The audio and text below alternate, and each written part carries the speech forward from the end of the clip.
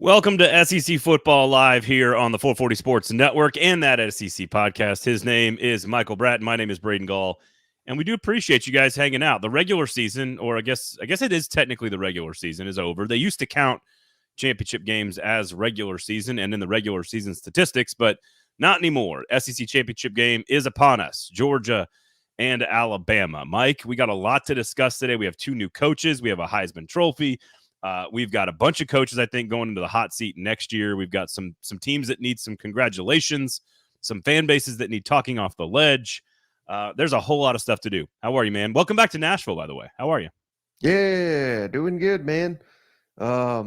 It's great. It's great to be out of the woods and back to civilization. I think I've eaten out every night since I've been back outside of Thanksgiving. And I'm ready. I'm ready to get some work done. All right, so a lot of stuff to do today, and we'll try to move quickly. We'll try to get to your comments as well. And I want to start with the question you were not prepared for that I didn't tell you, but I was like, hey, I want to ask this to you, like, just live and see if you think anything's of it. And I was sort of looking at the top 9 teams that are going to be. I think Missouri's clearly number 9. I think the top 8 are pretty clear in college football. And I was looking at it, and I'm seeing the top 3 teams in the SEC, which I think are pretty clearly Alabama, Georgia, and Missouri. The best 2 teams in the Big Ten are Ohio State and Michigan. And Texas, a future SEC team. Quinn Ewers technically is a transfer, but not really, because the only reason he went to Ohio State was because the Texas state law on NIL hadn't been put in place yet. Otherwise, he would have gone to Texas. He graduated high school a half a year early. Essentially, 6 of the best 9 teams and the best 5 teams in the Big Ten and the SEC all have recruits as their starting quarterbacks. Is that purely anecdotal in your opinion? Because the ratio of Power 5 teams and in the SEC is about 65% of teams start a transfer. And I'm just curious if you think there's anything to that Brady Cook, Carson Beck, Jalen Milroe, all homegrown, Quinn Ewers largely homegrown. Obviously, there could be a guy who wins the Heisman at LSU that is a transfer. But these guys are all homegrown, and they're the best teams in the SEC. Is that just coincidence? Is that anecdotal? Is that a one-year thing? What do you think? I think it's very complicated, and we can't just narrow it down to one thing, a recruit or a transfer, because I'm looking at your list here, and the guys that are recruits, I think most of them, same coach, right? Whereas like Bo Nix, he transferred because of a coaching change and then a coaching change at Oregon. Does that make sense? So I think it's a combination of coaches. I think it's looking at this list, I have to imagine every one of these guys has a nice NIL deal. So, I mean, I think that's a fact. I mean, I think it's many different things. I'm just curious. I agree with you. It's always more complicated than just black or white, but I don't think it's a surprise that the ratio of the best teams, and oh, by the way, not one of those top 9 quarterbacks in college football, at the top 9 teams, I should say, not one of those guys transferred this year. They all have been in their system for more than a year, which I think there's something to note in that department as well. So I don't know. Again, it doesn't mean that, I'm not sure what it means. I just thought it was interesting, and I wanted to get your thoughts on it because I still think you have to build through recruiting. I don't think Sam Pittman's going to fix his offensive line issues with the portal. I don't think you can fix offensive line problems with the portal. You can fix your quarterback problem, but I don't know. The best 5 teams and the best 6 teams, maybe in the best 2 conferences, if you count Texas as an SEC team, are all doing it with guys that are largely homegrown players. And so I don't know. But we could go a little bit step further, and I'm looking at the rankings like Ole Miss transfer, Oklahoma transfer, LSU transfer, Notre Dame transfer, and none of those teams got to where they wanted to be. I don't know. I think that's probably a jump too far. I don't think there's a connection there. But I mean, if you look in just the SEC, I mean, like we can go around the horn here, and it's just loaded with transfers. And some of them didn't play particularly well or didn't maybe achieve what fans expected them to. Graham Mertz got much better at Florida than he was at Wisconsin. So I just wanted to ask you, there's going to be some guys in the portal that are going to come to the SEC. Devin Leary didn't work. Joe Milton didn't work. Rattler took a step back, even though he was playing very good football. Graham Mertz got better. Jackson Dart was pretty good this year. Probably got better. I think for the middle of the pack in the SEC, I just think it's sort of a crapshoot. Is maybe what I'm getting at. I don't know. I think at the top you want your guy, and Jalen Hurts and Tua, and I would count Stetson Bennett as homegrown. I would count him as homegrown. Let me ask you this then. Out and come back. Do you think Kirby has learned a lesson to where maybe he doesn't chase? I'm trying to think of who it would be, but Cam Ward's going into the portal from Washington State. He's been rumored to have a ton of offers. He's a top 15-ish type of quarterback. Will Howard at Kansas State's a very good player. He's going into the transfer portal already as well. So let's say KJ enters tomorrow. Do you think Kirby has learned his lesson to say, hey, they got some studs there too, and they had those guys, and they still went after JT Daniels, Jamie Newman, Caleb Williams, and that didn't. None of those guys worked out. It was the guy they often looked over. Yeah, and I know that, and somebody said, Avery said you wouldn't count Stetson as homegrown. Stetson is sort of a unique beast all into himself. He doesn't really fit into any category, but he is clearly he went to Georgia out of high school. So by definition, he technically was a recruit. I don't think you need to go after KJ Jefferson because you've built a machine of recruiting good players. It's the way Nick Saban used to do it at quarterback. I think Jacob Coker is the only, unless I'm drawing a total blank, I think Coker is the only transfer in that I can think of that has won the national championship. What about? Joe Burrow's a big one. Joe Burrow's a big one. What about the guy from Miami that wasn't Alabama enamored with him about a year ago? Tyler Van Dyke is into the portal as well, but I don't think he's very good. So, he's okay. Well, I don't know. I saw him go up and down the field against A&M. That's the only game I watched. Yeah, and then this year.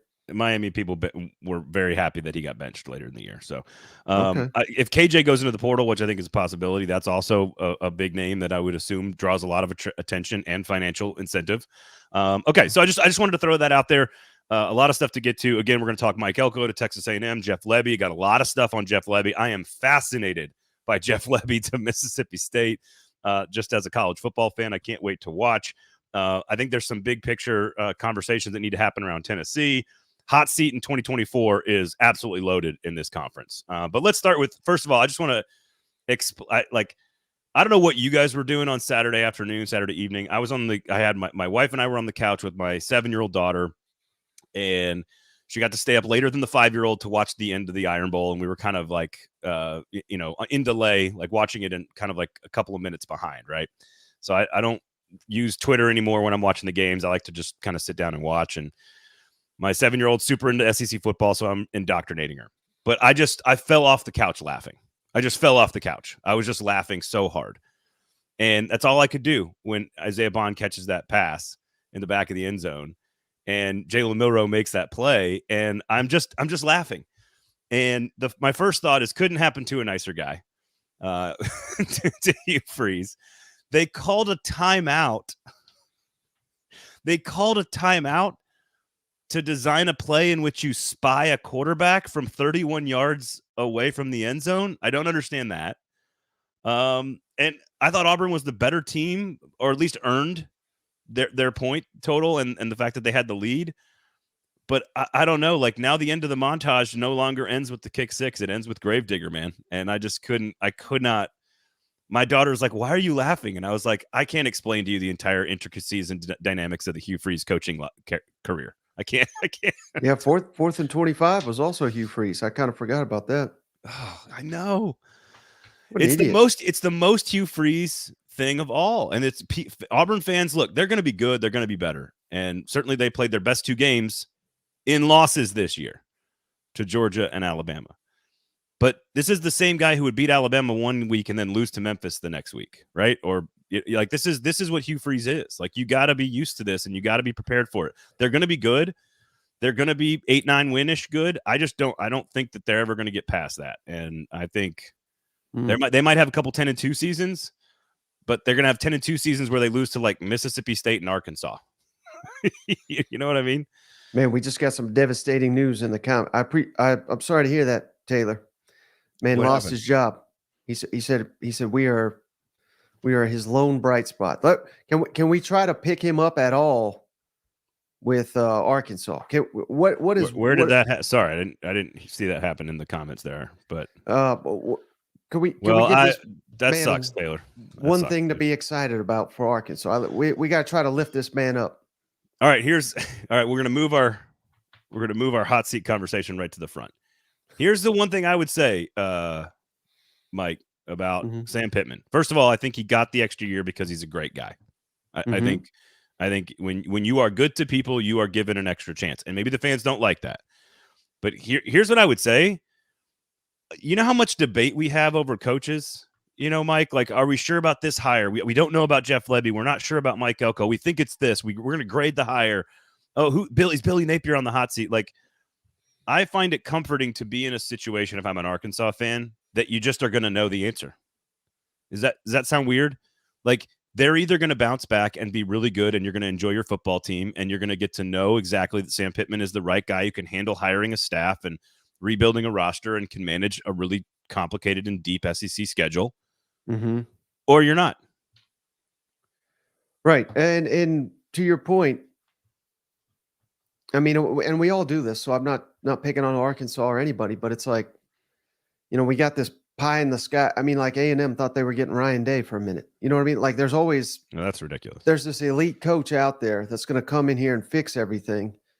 And you end up with Jeff Lebby? No comment on that right quick. But I mean, I had John Neighbors on my show and I was telling him that I had heard that what's the guy's name? Rhett Lashley. Like that was kind of the guy that they're looking at if they made a move on Sam Pittman. And that's so uninspiring.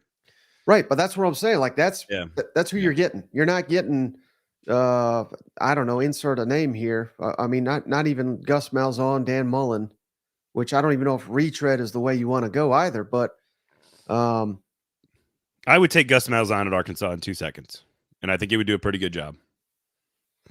I don't think you're winning national championships at Arkansas, though. So if that's your standard, this isn't 1963 anymore. But I do think that I don't know. I think Gus Malzahn's a pretty damn good coach. Like, you don't beat Nick Saban multiple times and also go to the national championship game. That's the part of the resume Hugh Freeze is missing. Now you're getting depressing again. All right, let's spin it positive. Arkansas is one of the best fan bases in all of college football. They have extraordinary resources. They're going to get to recruit Texas more because of the Texas-Oklahoma thing. How about this though? Because I think this is more important than any of that. Pittman has made 4 coordinator hires, and I think 3 of them have been great to outstanding. Now, one was awful. But I would put Kendall Briles in the 50-50 category. Oh no, he was great. If we could just swing it back to another great hire, okay. I think we're good at offensive coordinator. I think this is not. I have a tough time not just being a realist here. I think it's going to be hard to find the guy. This needs positivity, not realism. Well, okay, then here. Okay, here's because I think it's hard to hire a coordinator when you're clearly this much on the hot seat. I just think it is. It's just hard. But I think what you can do is you can be risky, right? You can take a bigger risk. You can shoot for like maybe a riskier candidate, and I don't mean like risky like off the field issues. I mean risky like unproven. Right. Like find that guy that is. That nobody's quite thinks is ready yet, but you're willing to take a chance on because you think you see something in his offense. Kind of like Travis Williams. Yeah, sure. It's probably a good example, don't you think? Austin Armstrong was supposed to be that for Florida, and they finished 122nd in yards per play on defense. So, but that's the kind of guy I think you have the freedom to maybe be riskier with the hire. I also think if you're an Arkansas fan, and I think this goes to, I think Billy Napier at Florida as well. Which is, I think we are in a situation. I find it comforting to be in a situation as a fan to just be in a year where we are just going to learn the exact truth.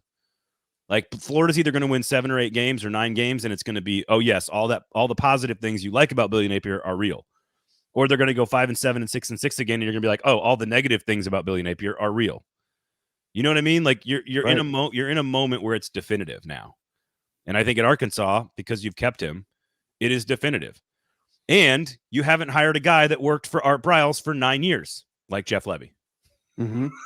How about Chris's comment here? In 6 years, Elko will win an SEC title and a Natty. But maybe let's hold off on Natty because we got to.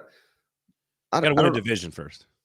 Well, there's I no guess more no, that's true. divisions. There's no more division. I keep screwing that up. We got to win a conference title before we can talk national champion. In 6 years, if Mike Elko does he win an SEC championship? What are the odds you're giving him? I mean, I think 0 out of 100. 0 unlikely. 100 it's happening. God, he could be a really good coach and not win one. So it took how long did it take Kirby to win an SEC championship? 20.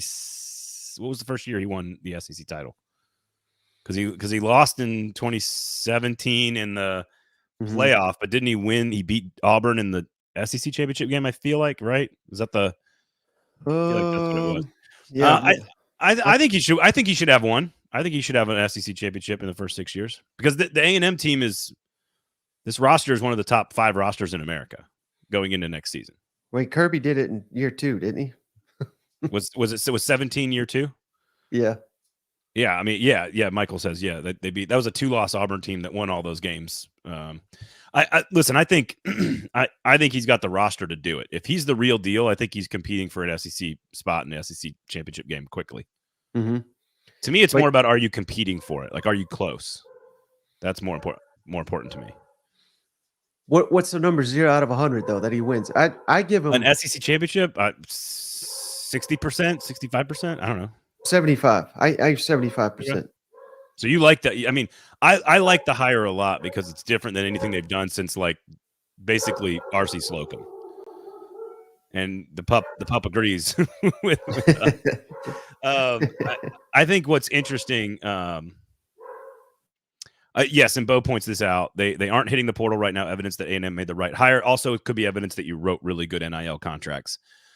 We're going to talk. Let's talk. We can get. I want to talk Georgia, Alabama, but let's talk Elko and Lebby here because Mike Elko has been hired. 16-9 at Duke, 9 wins first season right away. Excellent. 4 years as the defensive coordinator at Texas A&M. Their defenses went from 72nd in the nation to 35th in the nation to 34th in the nation to 6th in the nation under Mike Elko in yards per play. He's kept Elijah Robinson, of course, which I think is huge.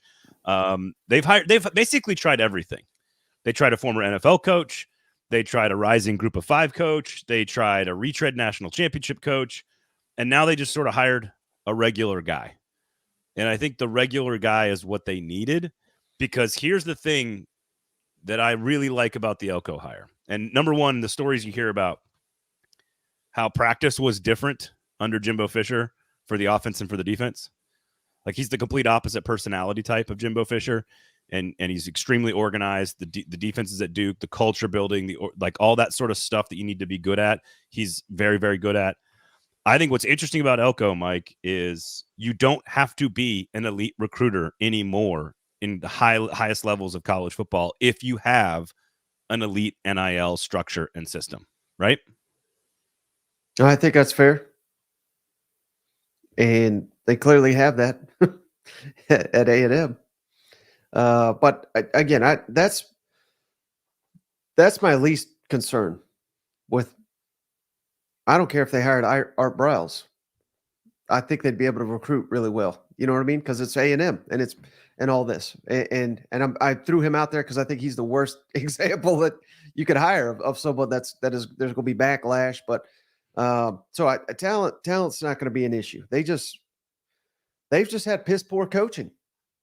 And hell, I thought the offense looked with some guy I never even heard of, Jalen Henderson. I thought the offense looked fun and exciting as soon as they got rid of Jimbo's ass, you know?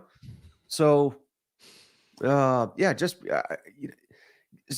stop handcuffing your system, your offense, your skill talent. That's what they've been doing. So that's why I'm so excited. And the coach effect for Mike Elko is off the charts. It's a 180 from what Jimbo was doing at A&M. Now that doesn't mean they're going to win the national championship year 1 or anything crazy, but A&M under Jimbo, you're losing games you shouldn't be losing based on your talent. And I'm specifically thinking of, losing damn near every time against these Mississippi schools, which I'm not trying to be disrespectful to them, but A&M's got significantly more talent than any of them. Games like Tennessee, I never felt they were going to win once we saw them on the field. But I think the opposite is going to occur under Elko, where you're consistently going to win those games, and then the games against Bama, Georgia, and Texas, I think they're going to win their, upset their fair share under Mike Elko, because that's what he did at Duke. I agree. I think maximizing your talent is the key with a guy who is an adult. You need to be like an adult CEO at a place like Texas A&M. And I think they hired like a mature human adult. I think that is what's interesting to me about this, because you can let, like, the whole Stoops thing is fast. Because I think Mike Elko and Mark Stoops are basically the same person. Like, I don't see them as ultimately largely all that different. They are culture, organized, leadership, development, mature adults who are defensive coaches. They even kind of look the same in the face. like I think they kind of hired, like, that's, I don't, what's weird is I don't know if Mark Stoops can win at the highest levels. I think it's fair to say we don't know if Mike Elko can do that either, but I think he's going to give Texas A&M as good a shot as they could have hired in this group. Well, I'm glad you referenced Stoops, because you're not foolish enough to believe that he turned down A&M, are you? Oh no, but he's also not the Greg. It's also not the Greg Schiano thing that Tennessee did either. Like Mike Elko is the Mike Leach of that story, not the Jeremy Pruitt of that story.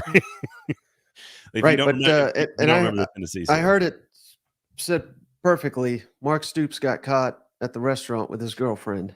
Yeah, I know. If I'm Kentucky, that's what happened. I would also argue, if I'm a Kentucky fan, be careful what you wish for. I think if I'm a Kentucky fan, I am panicked this morning if Mark Stoops has left. I think that guy, you and I have argued about Mark Stoops enough. We're not going to continue it, because I don't think he can win a national championship at a place like Texas A&M, where you have to be like sort of a next tier coach. Mike Elko at least might be able to do that. But I think at Kentucky, he's a great, that's what, 8 winning seasons out of 9. And the only one was a pandemic year. I don't know. I don't think no other coach has ever done that at Kentucky. I think if Kentucky fans are telling you they wish he would have gone, I think they're lying. And I think they would have woken up the next morning wishing that they would not have ended the relationship because they saw him at a restaurant with another girl. Especially after his NIL comments and all this. I don't know. I mean, he's been looking for a way out, and he saw it, and he tried to take it, and now he's back. But also you got to be stupid kind of not to turn, like, I don't know. He's been frustrated with the administration at Mitch Barnhart and Kentucky and the NIL stuff and the state laws and the recruiting, and like they've given him everything else to succeed from a facility standpoint. But did you see what this guy? It was 2 a.m. closing time. Look, when the lights come on, when the lights come on at the bar, you got to make a choice, man. You got to make a choice. You take what's available to you at 2 a.m. at the bar. No, I've had a lot of my Tennessee buddies be like, "Oh, look, I guess this was the Schiano moment." It's like, no, I think that they were close to a deal, and then they had another meeting, and they decided, and this is kind of from what I understand, like, look, I think this isn't necessarily the way we want to go. I have some questions about X, Y, or Z. And what I find ironic is that they hired Mike Elko, who to me is basically Mark Stoops 2.0 and might be a little bit better, but they're basically the same person. Like, they even look the same. They have the exact same track record. Their entire personality is similar in terms of how they build an organization. And so I find that to be funny. But Elko has experience in College Station, and I think he's got a little bit more upside, and Texas A&M will give him the resources and the players to do it. So if I'm an A&M fan, I'm excited, because I think the last time they hired somebody that was on staff was R.C. Slocum, I think. And I think that's it's the winningest coach in A&M history. So they've tried a bunch of they tried to hire the Alabama coach. They tried to hire an NFL coach. They tried to do all this stuff, and it didn't work for 25 years. And so now I think they've just hired a guy who's like a good ball coach who just is going to. Now, what about Jeff Lebby? You seem pretty excited. Something there. So I'm excited about Jeff Lebby just to watch it happen. I don't know. I mean, it's pretty wild. They're, the reception and carrying around the AD. I've never seen anything like it. So this is so complicated to me, and I spent all morning trying to think about what's the right way to approach this, because he learned everything he possibly could about being a head coach or a coach in college football from Art Briles at Baylor from 2008 to 2016. He was there the entire time Art Briles was there. So he knew every single thing that was happening behind the scenes with that godforsaken piece of shit that was running the Baylor program. However, if all you learned was how to run an offense, Art Briles is a brilliant X's and O's coach, like Urban Meyer, a brilliant X's and O's coach, kind of a trashy human being. So if Jeff Lebby only learned how to run a program on the field from Art Briles, then it's a positive. What I find interesting is that the athletic director, Zach Selman, what I have been told, who was at Oklahoma when Lebby was hired as the offensive coordinator, what I was told is that the vetting process to get Lebby hired at Oklahoma was very complicated, that it was very difficult, that it almost didn't happen. And that when it got done like the day before they announced it, 2 days before they announced it, the vetting process, and he didn't exactly endear himself through that process by bringing Art Briles onto the sideline of the football team. So I think that's all interesting stuff. I think there's been a falling out with him and Lane Kiffin based on what I know about how that ended at Ole Miss. So I think there are some interesting dynamics to keep track of.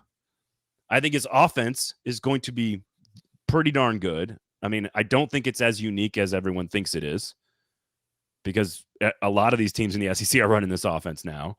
And I don't think it beats the best teams with the best players. I think it gives them a baseline of quality football every single game. But I don't think I'll say the same thing about all the other offenses that are running this. I don't, you've got to evolve it. I was also told by somebody, and this is the good news for Mississippi State fans. I was told by somebody that they believe he's a better organizer, leader, and recruiter than he is play caller.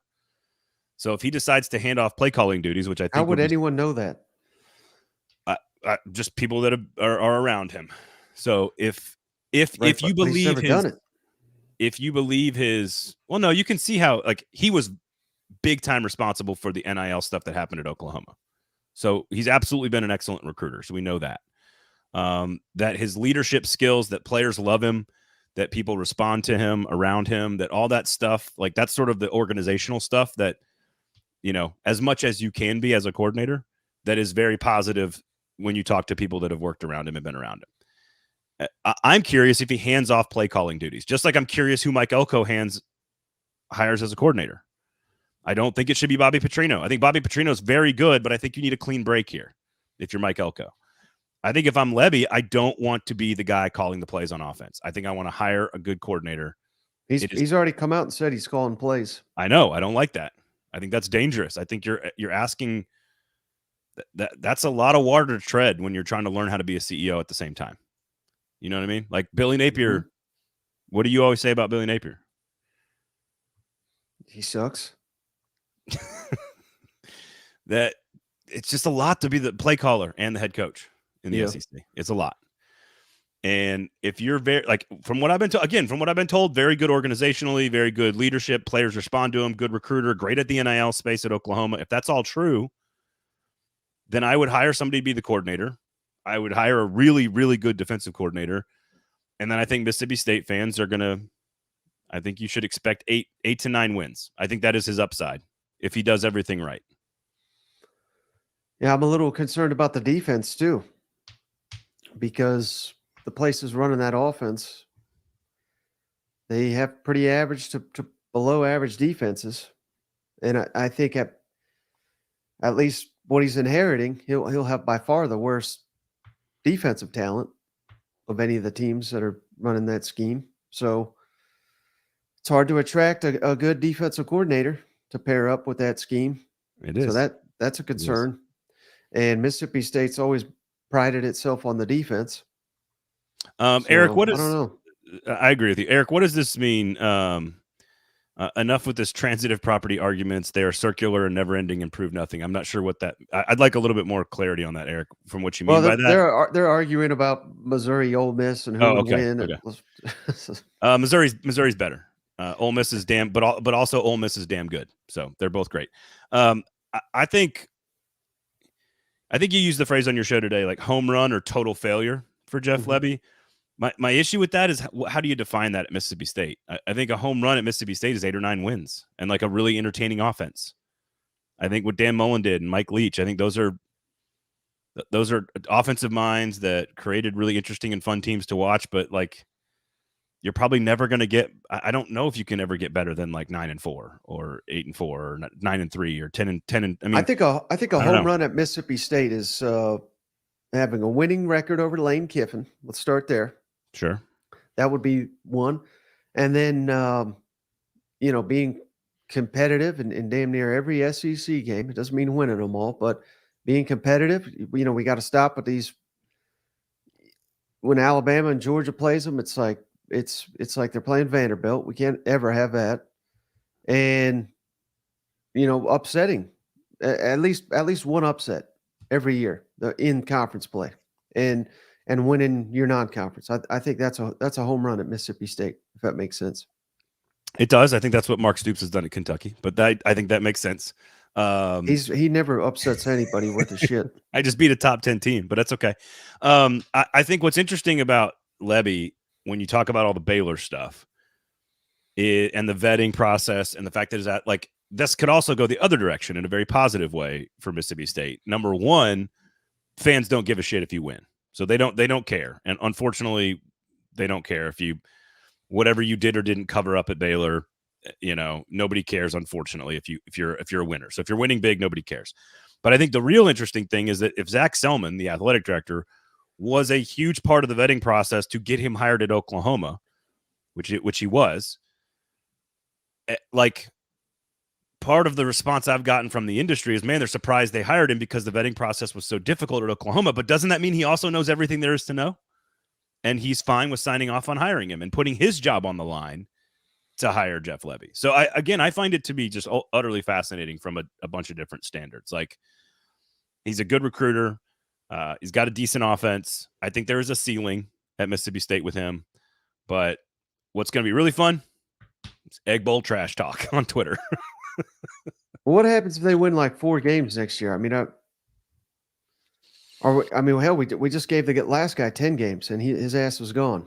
Well, wasn't he sort of an interim though, in general? Like, even though they removed interim. Yeah, no, that's fair, but I don't know. I just don't, particularly at Mississippi State. I mean, I'm not a fan of hiring someone that's never been a head coach. I tend to agree, but it doesn't mean that they're all bad. Dan Mullen was never a head coach, and he was the best coach in Mississippi State history. Mm-hmm. Mark Stoops was never a head coach. He's been the best head coach in Kentucky history. Like, it doesn't mean that these guys aren't good. It's rarer to find them and harder to find them. Chris Brown says, do you think Derek Mason would be a better D coordinator at Tennessee than Tim Bakes? Now, I know Derek Mason personally. I like Derek Mason, the man, the person. I do not particularly love his broadcast style. But I don't know. Maybe he's better. We'll get to Tennessee in just a second. Oh, wait, one thing. I'm just throwing up Mississippi State's schedule. Oh, thanks. I love it when you do that over my face, by the way. You tell me how many they're going to win next year with a first-year head coach. Arizona State's going to be tougher because at Arizona State, too. Arizona State will be improved, but they're not very good. So let's give them 3 of the non-conference. Toledo, UMass. Wait. Mississippi State plays Ole Miss. Oh, that's right, because it's not ordered yet. Okay, I was like, that's not right. They're not going to play Ole Miss in week 5. Ole Miss, at Georgia, Arkansas at home. You got to win that one.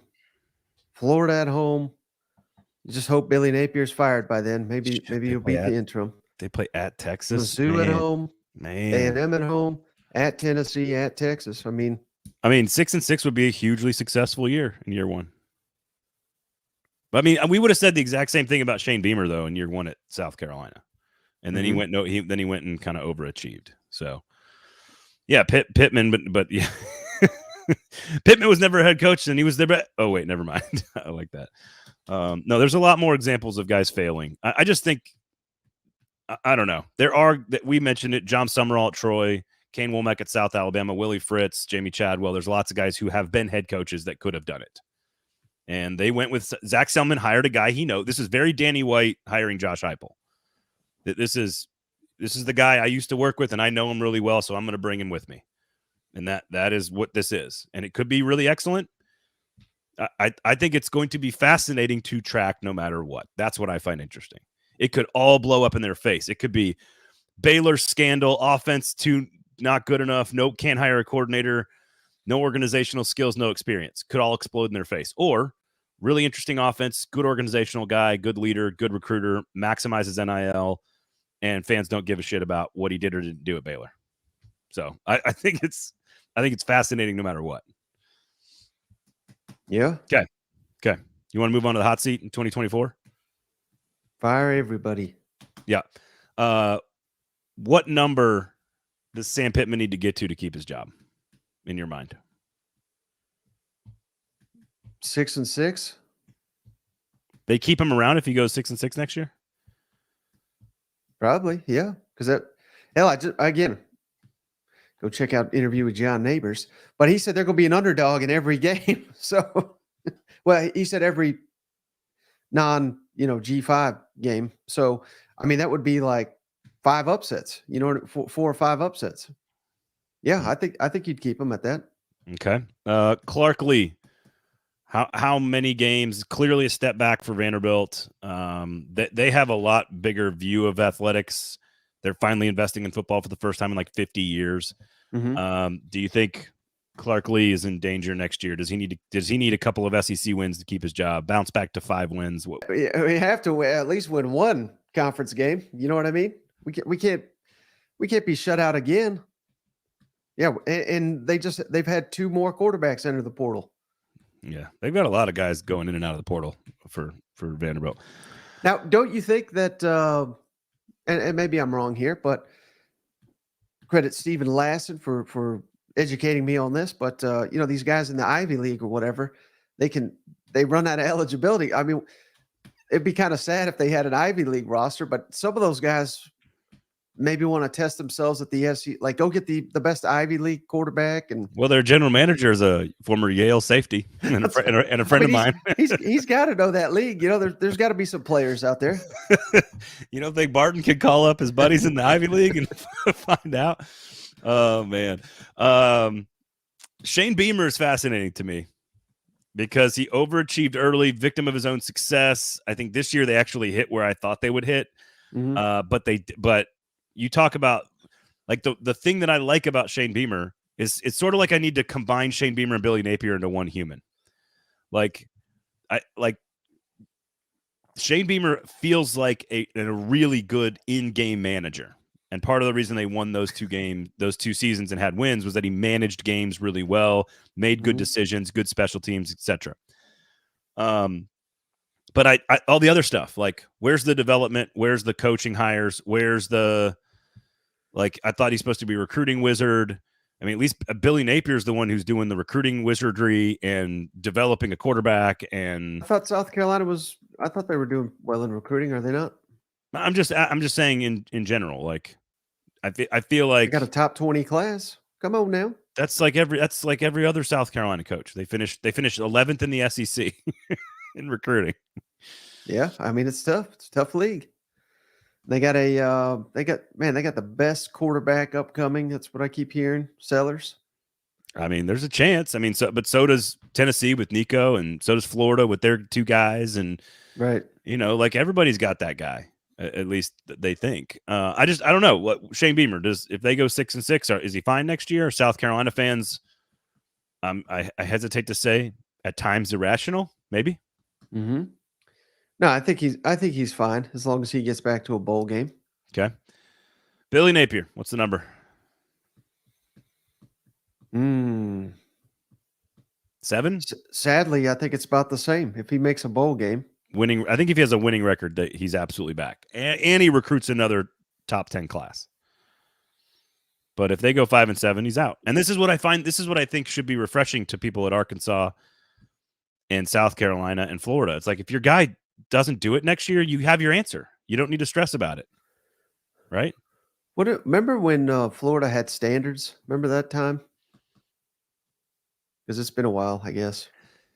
By standards, you mean like not murdering people? No, not that. Okay. We don't care about that. We don't care about winning. We're trying to win damn games here. I forgot we don't care about murder. I mean, they fired coaches for a hell of a lot better seasons, you know? God, what it makes me think about is the Ron Zook years. That's what it makes. And here's their schedule next year. It's awful too. Miami, Sanford, A&M, UCF, Tennessee, Georgia, Florida State, Kentucky, LSU, Ole Miss, Mississippi State, at Texas. Texas is going to come in here and fuck some shit up. Nobody ever thought we would say that about Texas. Nobody thought we were going to say that. They might suck. I don't know. Who knows? Maybe they are, but like they are prepared to come into this league next year with a lot of talent, a very good defensive line, a quarterback, a coach who knows everything. Now, were you surprised they're firing like Corey Raymond? And they fired Sean Spencer as well, the code DC. Raymond's the guy that's sort of like their recruiting ace and sort of their DB developer. But here's the thing: is you cannot finish 5-7 at Florida in year 2 and have a terrible, terrible, terrible defense and not make some kind of change. Right. So maybe they're being forced into doing that in general. To me, that's a good sign. That Florida's demanding he make changes. Yeah, I agree.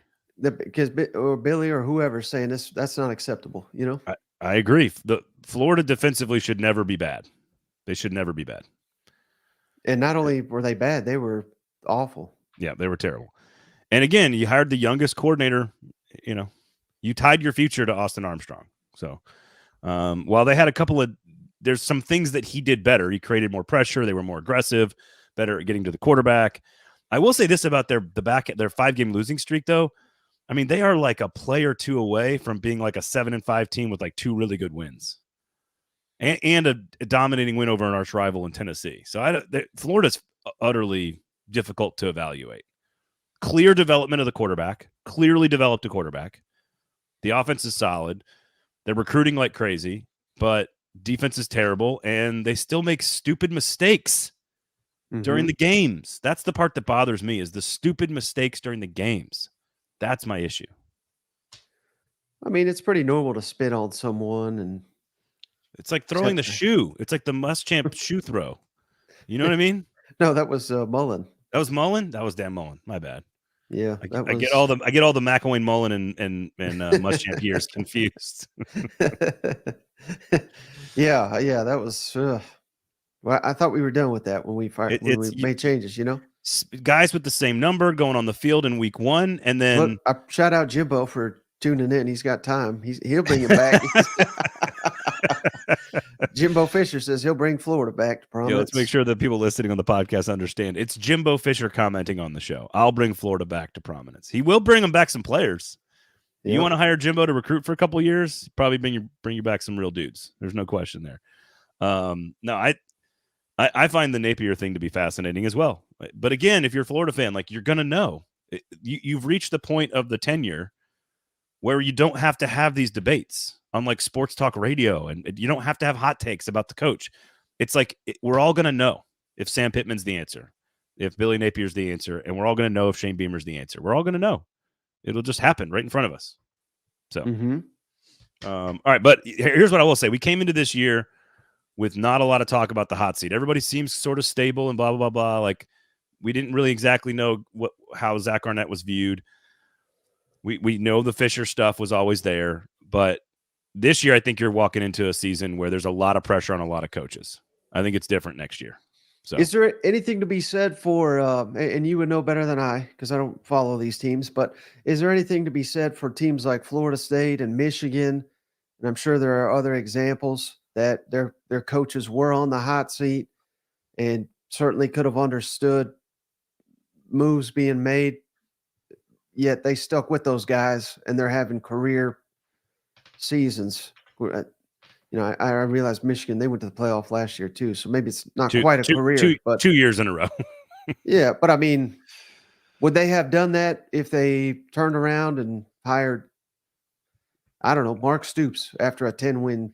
Well, I don't think Jim Harbaugh was ever on the hot seat, and I don't know if Mike Norvell was ever on the hot seat. I think Miami, for example, Mario Cristobal could be on the hot seat going into next year.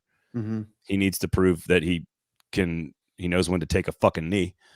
I don't know. I think I mean, where's Dabo at right now with Clemson? I think you have to look at the longer term guys and you say like Mike Gundy at Oklahoma State or Kirk Ferentz at Iowa or Dabo Swinney at Clemson. And you got to know when to evolve. And like, this is Jimbo Fisher's problem. Jimbo Fisher never evolved. He just was a guy who could recruit really, really well and talk a lot.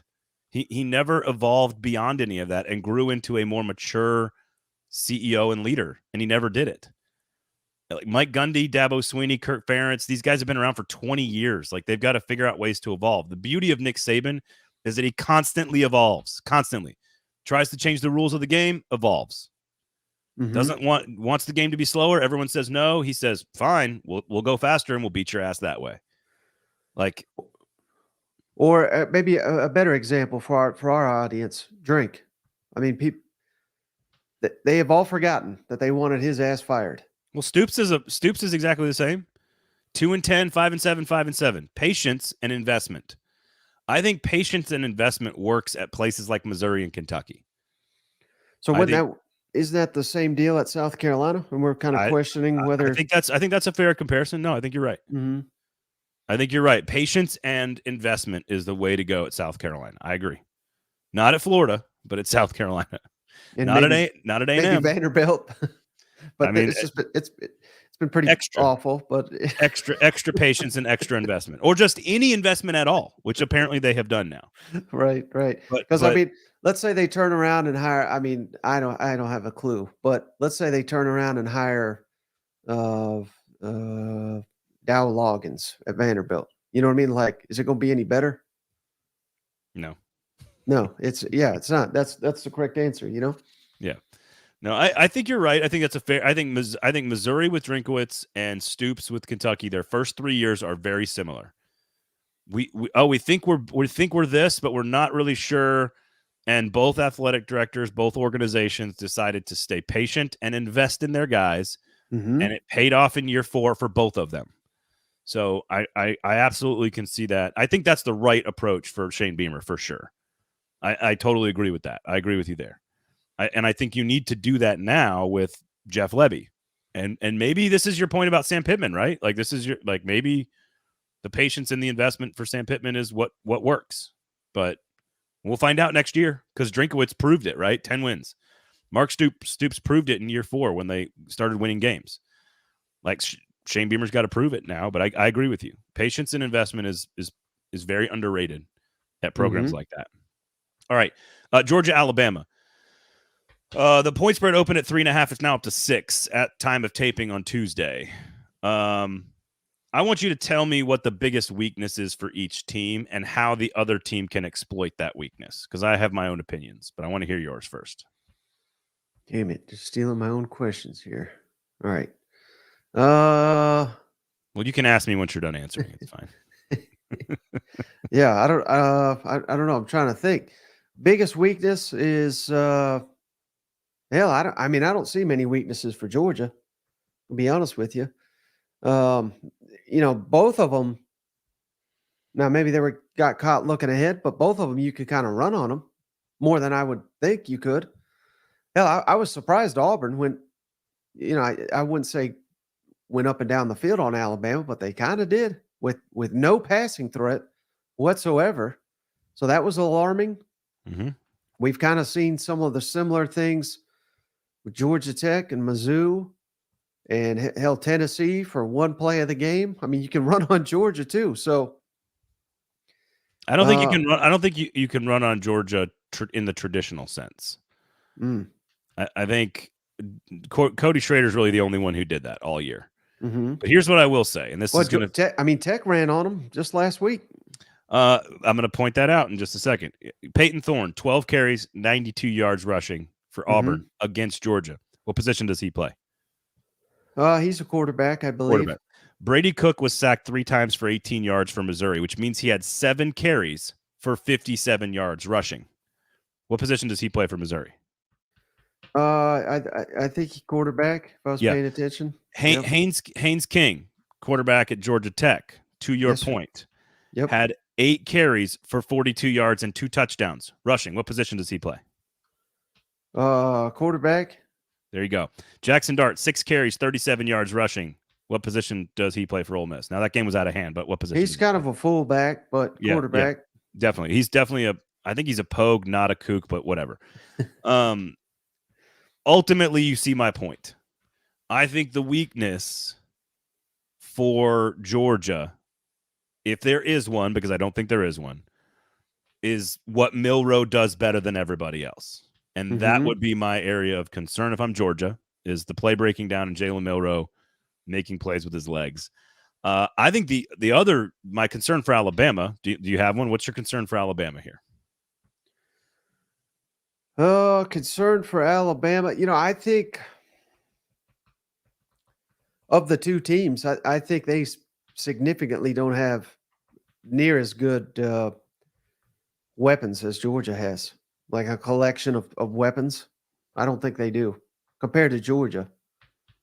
I think the running backs are. I would lean Georgia in every category, but I don't think the receivers for Georgia are significantly better than the guys for Alabama. I don't think the running backs are significantly better. I think Bowers is a difference maker.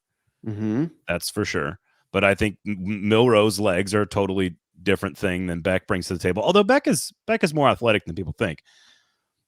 To me, it's all about pressuring the quarterback. If you do not pressure the quarterback, I think Carson Beck will rip apart Alabama's secondary. Right. That's my concern. Because they have too many weapons. You can't guard them all. You could take away 2 or maybe even 3 of them.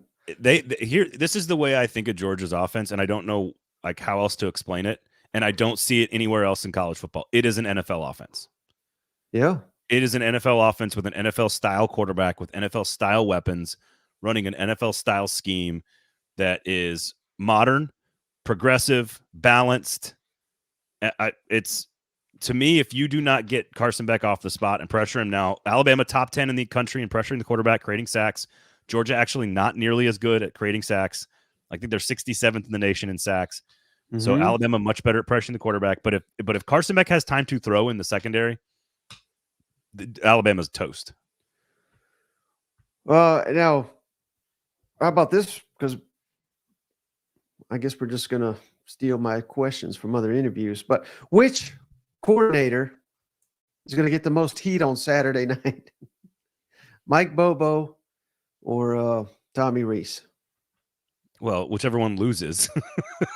I know I guess that's what I guess that's what I'm asking you. Which offense struggles the most in this game? I think it's like every other time we've seen Georgia and Alabama in the last 15 years in Atlanta. I think we are going to watch that game. 2012 Georgia Alabama, 2021 Georgia Alabama. There was another one. 2017 that Georgia lost, and then no, they beat. I can't remember when it was. 2018. They played another one in there. They basically, this will be the 4th time they've played. I know it was Mark Richt. 2018. Thank you, Michael. It was the next year because that's right. He beat Auburn. It's going to feel like the best 2 teams in college football on the field. That's what it's going to look like. You're going to watch it, and I think Tommy. I can't believe I'm saying this. I think Tommy Rees has gotten better as the season has gone along. I think Georgia fans, if they use their brains, know that Mike Bobo's offenses before he left were like the 3 of the best offenses in all of college football, and we're sort of casting dispersions on the wrong guy in that time when he left before becoming a failed Colorado State head football coach. But these fans, they're not gonna blame Saban. They're not gonna blame Kirby. They're gonna blame these damn offense coordinators. Just watch. Sure. Well, it's yeah. The most hated man on every team is the offensive coordinator, and the most beloved man on every team is the backup quarterback. That's just the way football works. I think Jalen Milroe can overcome his coordinator, for lack of a better answer to you. I don't know. I think it's a pretty low scoring, feel it out first half, and I think that shit opens up in the second half in a big way. I think Carson Beck stands in the pocket and makes a bunch of throws. I think Jalen Milroe runs around and makes a bunch of plays. I really believe we are in for a epic final possession, legitimate 2 best teams in the country potentially type of showdown. And I would take Bama plus the 6 right now, especially since that number's gotten bigger.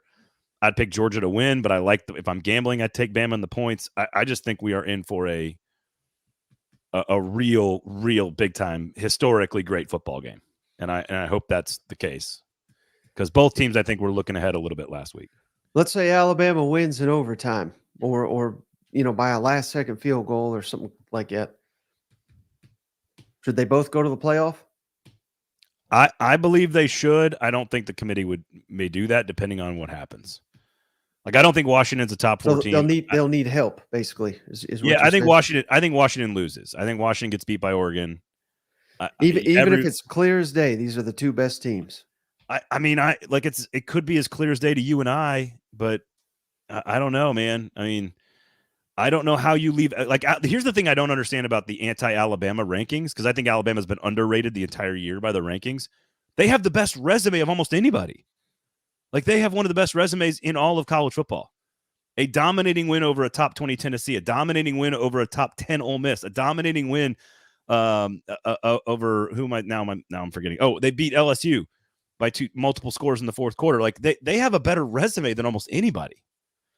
So I don't know how Bama, if they have another win over number 1 Georgia, I don't know how you leave them out. Like Washington's not they're a really good football team. These are all really good teams, but I don't know.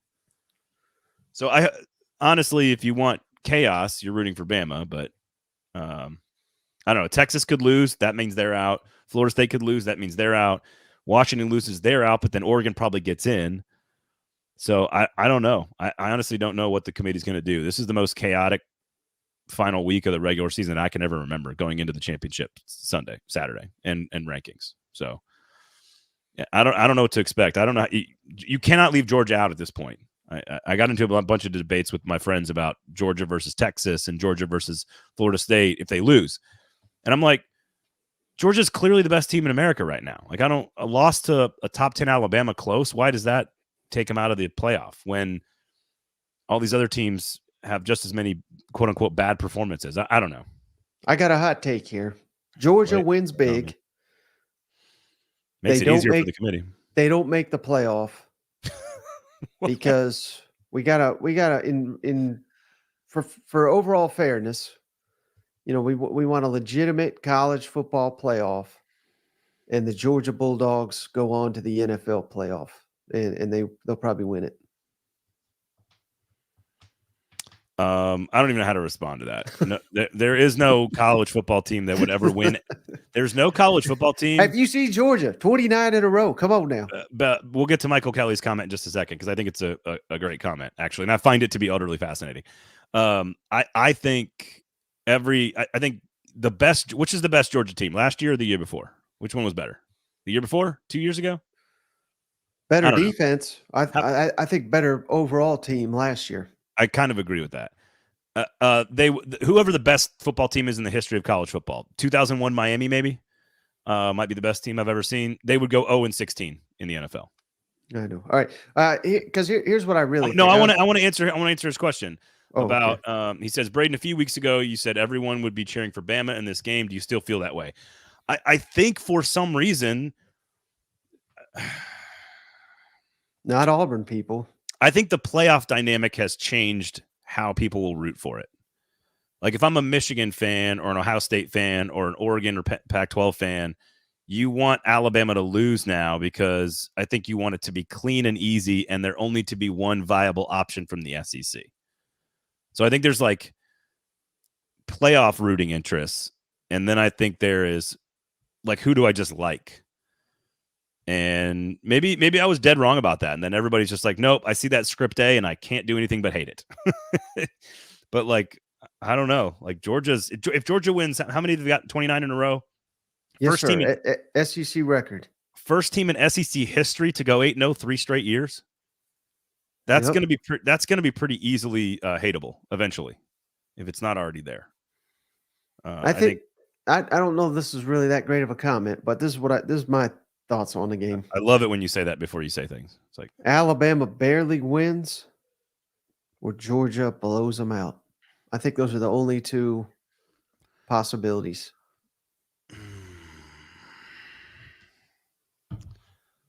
No, I disagree. I think it's a close game all the way.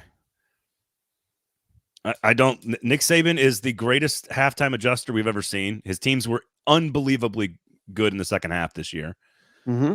I think it's like Georgia, like 17-7 at halftime.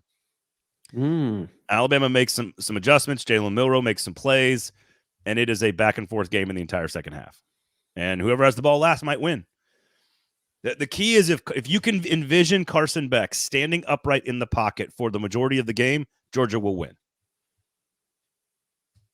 And the question is, what defensive scheme does Georgia have to stop Jalen Milroe's legs?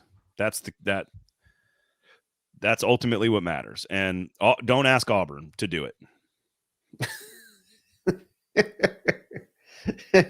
Ask them how not to do it. Unbelievable. I'm going to call a timeout, rush two guys, and then I'm going to spy you at the player 5 yards downfield on a 31-yard play. Like, no, you either blitz that guy or you drop him into coverage so you don't have a guy in one-on-one in the back of the end zone. Unfucking believable. I feel a little bad doing this because the season's not even over, but did you have any thoughts on this leaked 2024 games? They're pretty good. They're pretty awesome. You can take that down if you could take that down. The Texas A&M on Thanksgiving is all that matters. That's the only one that really matters. All the other games are absolutely spectacular. Bama's defense isn't that good. No, I don't think that's the only one that matters. Oklahoma, Tennessee, first SEC game for Oklahoma. Josh Heupel. I just mean they're all great. I just mean they're all great. Like they're all elite. A lot going on there. They're all elite games, but the one that timing matters to me is Texas A&M. I've been to two of those games. I went to two Texas A&M games in middle school. Those two games that game belongs on Thanksgiving weekend. Otherwise, may have Egg Bowl staying on Thanksgiving. Georgia weekend. At Texas, or we do have it, but we may have that. May be Arch Manning. How about that? These two finalists. Talk about that's interesting. Talk about knowing how to organize and manage your program. Steve Sarkisian has managed his quarterback room better than anybody I've seen in a long time. Not a single negative word about Arch Manning transferring or discontent or any of that stuff. Just, hey, we're gonna one win away from the playoff. How about this? With Braden, I'm sorry. Braden hasn't been watching much Bama this season. Bama's defense isn't that good. What you been doing, Braden? Obviously not watching any Alabama. With Texas and Texas A&M on Thanksgiving, that clearly opens up LSU. Do they bring that back to Arkansas LSU annually in that week? That's not bad. That's not a bad idea. The Golden Das Boot. That's not bad. But then we finally have some steam here on Mizzou, Arkansas. So what do we do with that? You're not going to make everybody happy with the 16-team conference. But I guess it's not possible. I guess Oklahoma, Missouri that week would make sense, don't you think? Because they're not playing Oklahoma State anymore, unfortunately. Okay, well, we got all offseason to talk about this. I want one more comment about Tennessee because I wanted to ask you this all along. Because I can't believe fire them. I can't believe the Tennessee people how they're acting about this season. First of all, which bottle of whiskey are you buying me? Because I think the bet was, is it Blanton's? Are you getting me a bottle of Blanton's? No free shouts? Blanton's. I can't afford that. After a couple of months in the mountains, you should have high cash flow. The bet between Michael and I was 9 wins is a push, 10 wins I owe him a bottle of whiskey, 8 wins he owes me a bottle of whiskey, and he owes me a bottle of bourbon. So I need to know which one you're offering. But here's my question. There are since 2007, 3 Tennessee quarterbacks have won 8 regular season games. Josh Dobbs, Hendon Hooker, and Joe Milton. For this program to win 8 games during a rebuilding year, I think is a huge statement about what Josh Heupel has built in Knoxville, where this program is and how far they have come. I think it is absurd that people think Nico Iamaleava as a freshman would have won them more games. I think that is utterly ridiculous. I am glad that I'm absolutely ecstatic that Josh Heupel handled Nico the way he did, got him his 4 different games of reps, is going to allow him to build strength in the offseason, play in the bowl game, play in the practice, and come back and be ready to start next year, which he does look like he is going to be ready to start next year. It doesn't mean he is giving you he is not going to beat Alabama on the road or make up for 40 points against Georgia or 30 points against Missouri. It is absurd that people think that Nico would have made some difference this year. It's stupid. I'd much rather have Nico as a redshirt freshman last year. Did I say his name wrong? I don't think so. I think you nailed it. Nico 𝙎𝙀𝘾 𝙁𝙊𝙀. Now I screwed it up. Nico 𝙎𝙀𝘾 𝙁𝙊𝙀. Here's the thing. This was a rebuilding year, and they could win 9 games. Do you know how long ago 9 games was a celebration of this football program? It's not a great year, but it wasn't supposed to be a great year. It was a rebuilding year after an elite season the year before, and it's all trending towards 24 and 25. I don't understand what's hard to understand about this. I guess you just have a loser mentality, my friend, because I'm trying to see who they beat. That's worth anything. Or you don't know how to read. A&M, who fired their coach. These are our wins that we're happy about. They didn't play anybody in the non-conference. I don't know. I guess I just got a higher standard. They should be better. And they should have been better the last 15 years.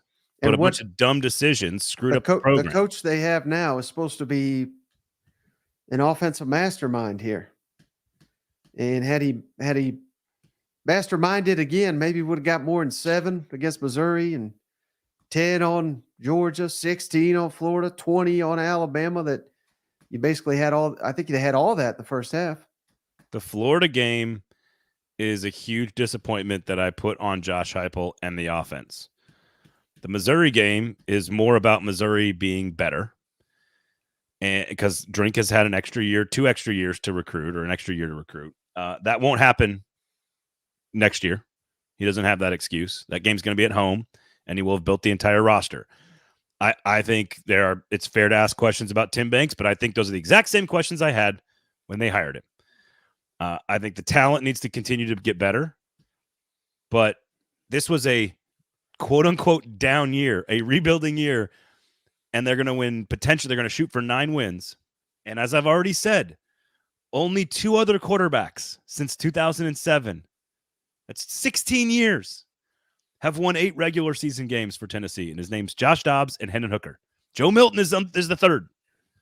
Yeah, you picked the worst years in program history, Braden.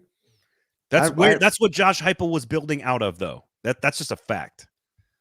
So the fact that he has a rebuilding year is an 8-win regular season, which is something that's only happened 2 other times in 15 years, is a huge step forward for the program.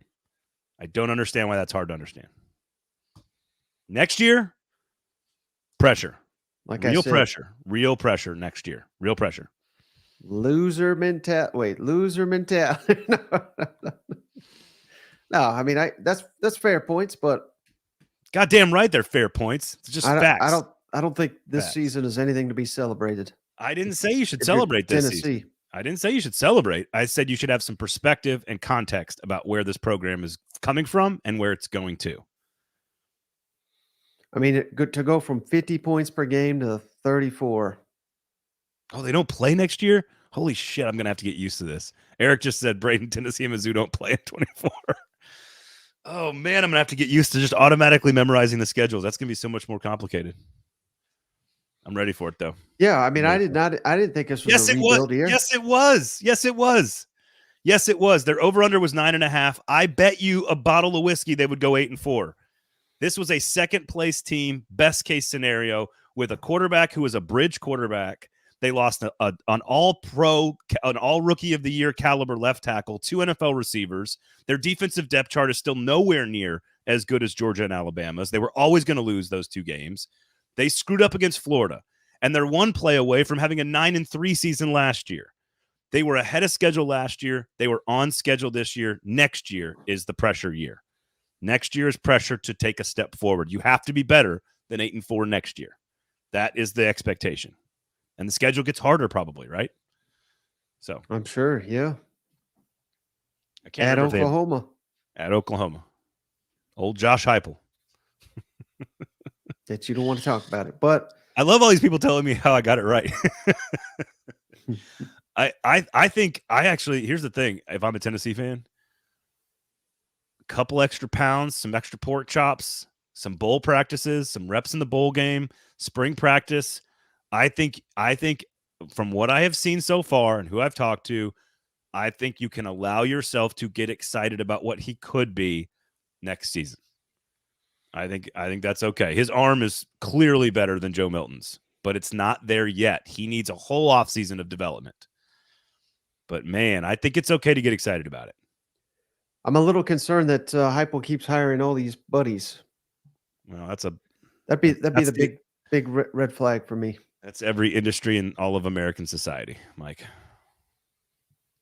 I don't know. They're all loyal to a fault. Right. Well, it'd be nice to have Alex Golesh back on the staff, though. You got to be different, like you said. I agree. It's hard to. These coaches are loyal to a fault. So, all right. I want to say, Jaden Daniels, you probably have the Heisman one if Oregon doesn't do something spectacular. If Bo Nix does something spectacular and beats Washington and gets into the playoff, I think Bo Nix is going to win the award. Auburn sure as hell could have used him. Their passing offense was too good this year. They don't need him. Good passing offense. Would Auburn have won the West with Bo Nix? Oh yeah, for sure. Absolutely. I think they have the exact same plan for 25 before it turns into 26 when they have to have a more set schedule. I think they have a 2-year. Eric says, gentlemen, what will the SEC do with the schedule? No, I think it's just 1 year. Right now, it's just 1 year. Well, they have not announced if it's the 6-3 model yet, which is what they need to do and what they're going to do because it makes them more money from their season ticket holders and more money from their TV partners. So I think the 3-6 model also protects more rivalries and cycles you through the conference faster. The 3-6 model is absolutely the better way to go. That they're going to end up there. But I think they have a built-in excuse with these 2 years of a 12-team trial playoff where they have they have a trial period where they can just make an excuse and say, no, we don't want to make a decision for these 2 seasons. My guess is that's what's going to happen. And then by 26, they'll have a set arrangement. They'll have a decision made because Greg Sankey is tired of this scheduling bullshit in the offseason. I don't think it'll be 2 years, though. I really don't. You think they'll do it this offseason and make it a 3-6 model moving forward in 25? Yes, because if they don't, that means we'll get 1 year of Texas A&M or Texas, Oklahoma, and then they'll abandon that for the fall. This is why they wanted. This is why I don't think they're going to give it to people and then take it away. Well, but they could do it. They could do the same thing the following year and just put Texas and Oklahoma and A&M together. This year was fabricated, right? This year was just a fabricated schedule. But then the following year, it won't be there. That's what I'm saying. Right. What I'm saying is they could just fabricate it again in 25 and then set the schedule up for 26 to be the same for the next 10 years or whatever. Does that make sense? Yeah. I agree with you. It could happen this year, though. It absolutely could happen this year. But ultimately, the 3-6 model, because I think is absolutely what it needs to be.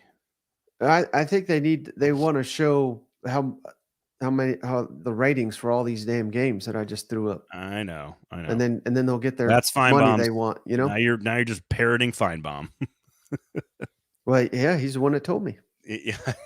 He's generally a pretty smart and knowledgeable and informed guy. No, he's putting out his whole point. Feinbaum's point is we're going to show everybody we don't need the extra games to draw the ratings. And while that's great, I've never met a person who's like, that's too much money.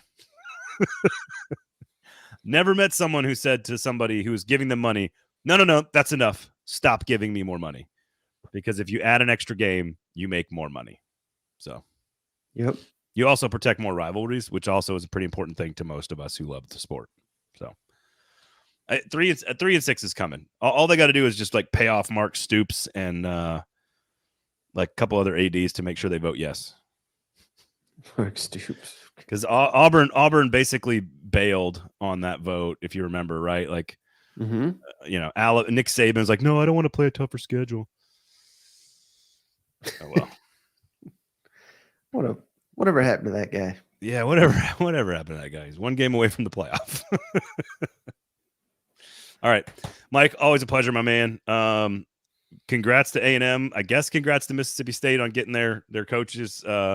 Great seasons by Missouri and Ole Miss. Didn't get a chance to talk about you guys today, but we'll talk about you guys in the December months because you guys had spectacular seasons. You deserve more conversation about how good those 2 years were, Missouri and Ole Miss. But we'll get to that as the offseason. I love you, Bo. You've been great all day. You've been telling me how right I am all day. I will absolutely shout you out, Bo. And I have walked through your football facility and your stadium down there, unlike Stephen Lasson. So that is correct. That is correct, Bo. All right. I think that's about it. Make sure you swing on over to the 440 Sports YouTube page and just give us a subscription. We got game previews and stuff over there. All kinds of SEC content. So go check that out. I know obviously that SEC podcast has got a ton of the stuff that you guys are doing. So check it out. Crack is not my I wasn't even going to show that one. No, you can put it up there. Crack is not my preferred smoke, you know. No schedule is easy. Yep. No, that's right. Don't smoke crack, everybody. For Mike, I am Braden. Thank you for listening. Enjoy the championship game. We'll be back next Tuesday. This has been SEC Football Live.